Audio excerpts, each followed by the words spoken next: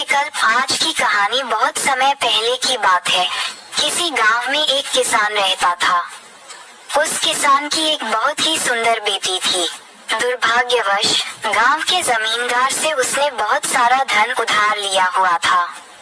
जमींदार बूढ़ा और कुरूप था। किसान की सुंदर बेटी को देखकर उसने सोचा क्यों न कर्जे के बदले किसान के सामने उसकी बेटी से विवाह का प्रस्ताव रखा जाए।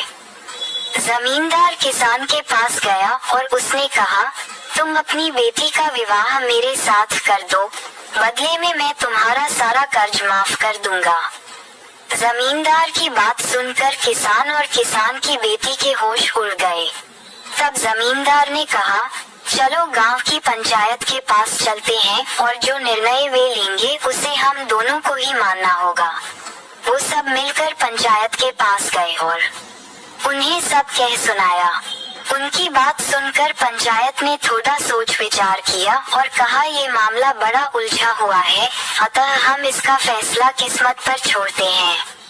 जमींदार सामने पड़े सफेद और काले रोड़ों के ढेर से एक काला और एक सफेद रोड़ा उठाकर एक थैले में रख देगा। फिर लड़की बिना देखे उस थैले से एक रोड़ा उठाएगी और उस आधार पर उसके पास 3 विकल्प होंगे।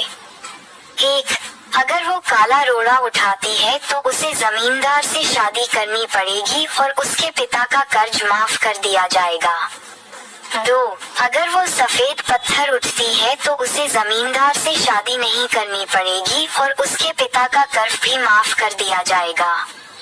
3. अगर लड़की पत्थर उठाने से मना करती है तो उसके पिता को जेल भेज दिया जाएगा। पंचायत के आदेशानुसार जमींदार झुका और उसने 2 रोड़े उठा लिए। जब वो रोड़ा उठा रहा था तो तब तेज आंखों वाली किसान की बेटी ने देखा कि उस जमींदार ने दोनों काले रोड़े ही उठाए हैं और उन्हें थैली में डाल दिया है।